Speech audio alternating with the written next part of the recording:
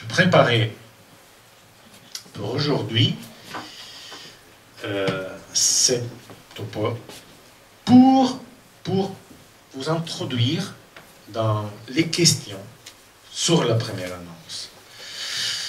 Alors, première chose, et on va reprendre, vous verrez, beaucoup de choses déjà dites. L'Église a des propositions à faire, surtout par le témoignage, voilà, des chrétiens rassemblés désireux de dire leur joie de croire. La joie, c'est vraiment le moteur de la première annonce. C'est un témoignage de joie dans la relation vivante avec le Christ, la dimension personnelle, l'expérience personnelle du Christ. Et à partir de là, on voit une dynamique d'annonce de l'Église aujourd'hui, toujours dynamique, respectueuse de la liberté. C'est clair.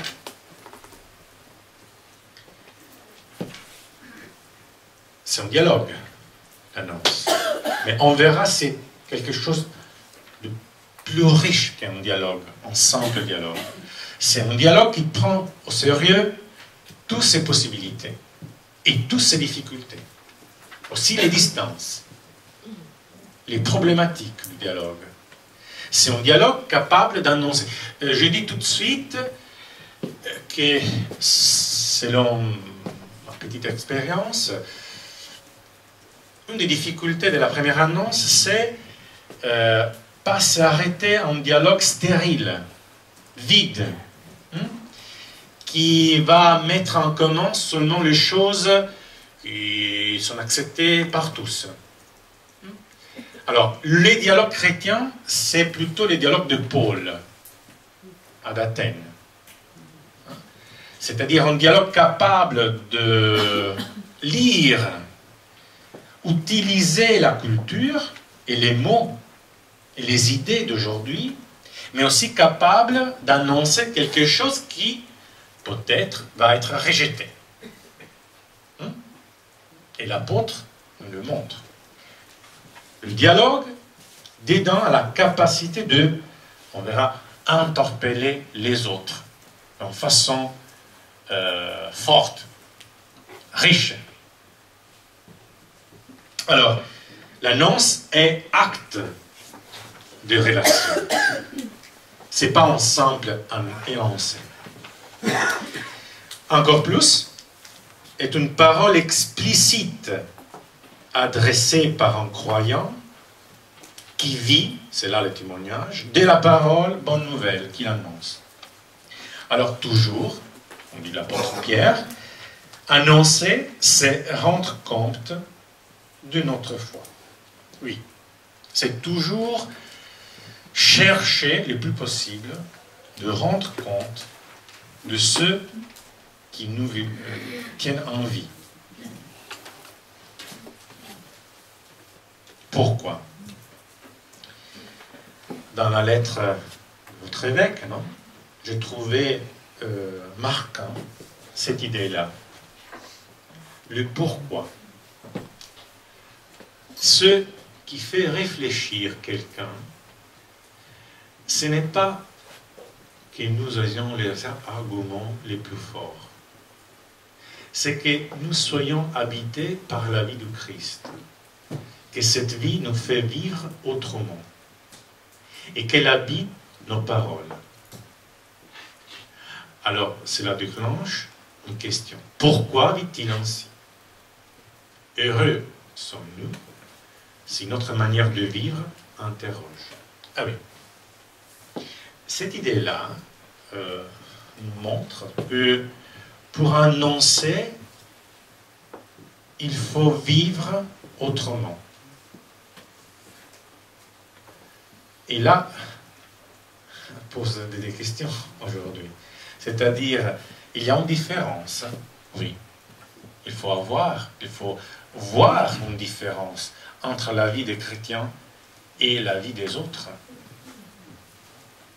Et ces différences-là permettent la curiosité, s'interroger, questionner, provoquer une liberté. On le dit tout de suite, provoquer la liberté des autres, c'est vraiment la respecter. Et si quelqu'un a peur d'être interpellé dans sa liberté, il pose des barrières, par exemple, là c'est déjà un signe de fragilité. Parfois des personnes très rigides sont les plus faibles. Alors, vous déjà connaissez dans votre pratique pastorale des situations très agressives, par exemple, ou rigides, cloisonnées. Bon, dedans, il y a des fragilités, sûrement. Parce qu'une liberté qui se pose avec curiosité, plein de questions, et une liberté stable, forte. Là, alors, vivre autrement, questionner avec notre vie, c'est une dimension de respect de la liberté, et pas en violence. Vous avez déjà fait un chemin historique, je ne le répète pas. C'est clair que l'Église catholique, depuis Vatican II, surtout le décret Ad Gentes 65, c'est le premier texte avec un élan en dimension missionnaire. Vous savez que le Concile a jamais écrit un texte sur la catéchèse. C'est une véritable question. Vatican I, par exemple, dans le Concile Vatican I, avant la chute de Rome, les Français ont abandonné le pape, Napoléon III, voilà. Et une des propositions, c'était écrire un catéchisme. Proposition abandonnée pendant les conciles. La même idée au Vatican II, écrire un catéchisme pour l'Église universelle. Idée mise à côté et reprise plus tard avec le catéchisme de l'Église catholique, mais plus tard. Nous sommes 412, la publication de le catéchisme. Mais Paul VI disait que c'est les conciles entiers le catéchisme pour le monde aujourd'hui. Mais dedans, c'est vrai, tous les conciles est le catéchisme pour le monde aujourd'hui. Et dedans, nous avons Ad Gentes, le texte pour les missions, pour la dimension missionnaire de l'Église. Et c'est là que nous trouvons la première fois cette idée d'une annonce première, la première annonce. Idée reprise après l'esortazione apostolica Evangelii Nuntiandi, l'exhortation apostolique, Paul VI, après le synode, sur l'évangélisation, et surtout Jean-Paul II, 79, Catechesi Tradende. Encore une fois, après le synode, dédié à la catéchèse. Après, vous pouvez trouver le directoire, le deuxième, et le texte national français, 2006, pour arriver, il y a désormais presque 2 ans, à l'Evangelii Gaudium, la joie de l'Évangile. Alors, il y a un parcours, pas simple, avec des discordances. Mais je vous invite d'abord à lire les différences, on verra des différences dans les textes du magistère et de l'Église catholique, comme les synoptiques ou les divergences dans les évangiles. C'est-à-dire, sont les divergences, les différences, qui nous permettent d'entrer mieux dans la démarche. Il faut bien pas les gommer, les différences, mais lire tout et chercher de comprendre la richesse, exactement comment dans les évangiles. Divergence. La première chose, exactement, l'objectif, première. On parle. Ah, si vous avez déjà des questions, vous pouvez, si je ne suis pas clair, dites-moi. Hein. Alors, première, on parle de la première annonce.